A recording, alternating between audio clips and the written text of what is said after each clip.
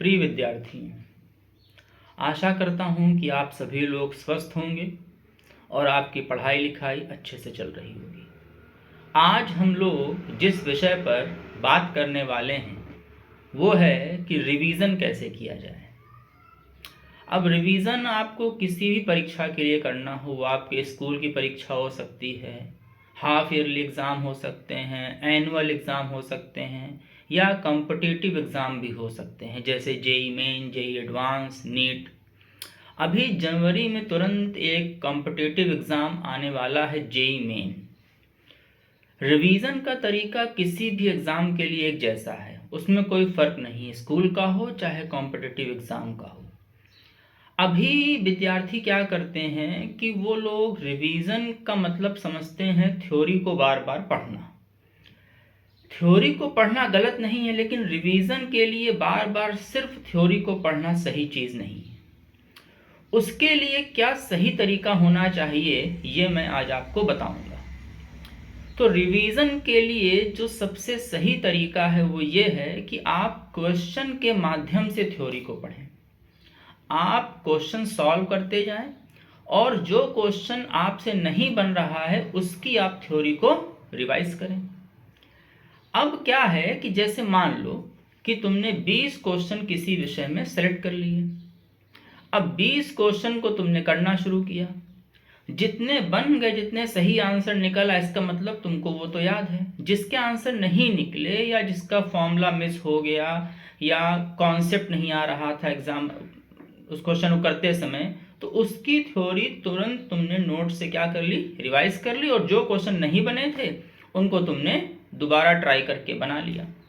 लेकिन इसमें एक कंडीशन है।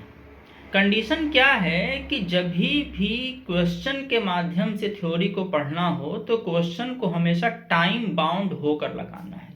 जैसे अगर 20 क्वेश्चन तुमने सेलेक्ट किए कि लगाने हैं तो एक क्वेश्चन को 2 मिनट के हिसाब से टाइम देना, मतलब 40 मिनट। 40 मिनट में तुमको 20 क्वेश्चन सॉल्व करने हैं, फिर देखो क्या गलत क्या सही, और जो गलत हुए हैं उसकी थ्योरी उस समय रिवाइज कर लो। तो इससे तुमको क्या फ़ायदा मिल रहा है कि तुम्हारे क्वेश्चन भी हो जा रहे हैं, प्रैक्टिस भी हो जा रही है, और साथ साथ तुम्हारा थ्योरी भी रिवाइज हो जा रहा है। ये तुम हर एक विषय में कर सकते हो। इसको एक और तरीके से कर सकते हो। कैसे? जैसे अभी जेई मेन का जो एग्ज़ाम आने वाला है तो उसमें क्या कर सकते हो कि 75 क्वेश्चन उसमें आते हैं। तो उसमें क्या करो कि रोज हर सब्जेक्ट के 25 क्वेश्चन तुम सेलेक्ट कर लो, या ऐसे भी कर सकते हो कि एक मॉक टेस्ट रोज दे दो। एक मॉक टेस्ट रोज दोगे अगर तो 75 क्वेश्चन हुए। 75 मतलब 25 फिजिक्स में हो गए, 25 केमिस्ट्री में हो गए, 25 मैथमेटिक्स में हो गए। अब उसके बाद 3 घंटे में तुमको 75 क्वेश्चन अटेम्प्ट करने हैं। अब देखो कितना सही कितना गलत हुआ। जो जो क्वेश्चन गलत हुए हैं किस वजह से गलत हुए हैं, फॉर्मूला मिस हो रहा था कि कॉन्सेप्ट क्लियर नहीं था, उसको एनालाइज करके उसकी थ्योरी को रिवाइज करो और उस जैसे कुछ और क्वेश्चन की प्रैक्टिस कर लो।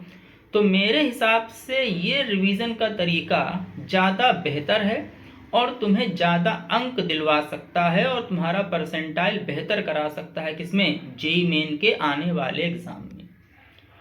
तो मैं ये चाहूँगा कि सभी विद्यार्थी इस तरीके को अपनाएं और देखें इसका कितना बेहतर रिजल्ट तुमको मिल रहा है। हमेशा ध्यान रखें कि क्वेश्चन के माध्यम से थ्योरी या कॉन्सेप्ट जल्दी क्लियर होते हैं और फॉर्मूले जल्दी मेमोराइज होते हैं। सिर्फ थ्योरी पढ़ने से क्वेश्चन निकलने की कोई गारंटी नहीं है। इसलिए मेरी बात मानिए और क्वेश्चन के माध्यम से थ्योरी को रिवाइज कीजिए, जिससे आपका क्वेश्चन का प्रैक्टिस भी हो जाएगा, आप टाइम बाउंड में क्वेश्चन भी कर रहे होंगे, और साथ साथ जो चीज़ें आपको मेमोराइज नहीं हो रही थी वो भी मेमोराइज होने लगेंगी।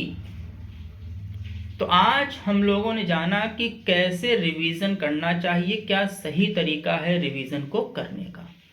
अगले वीडियो में कुछ और बातों के बारे में बात करेंगे। तब तक आप जुड़े रहिए प्रयोगशाला के साथ और पढ़ते रहिए और मेहनत से पढ़ाई करते रहिए। धन्यवाद।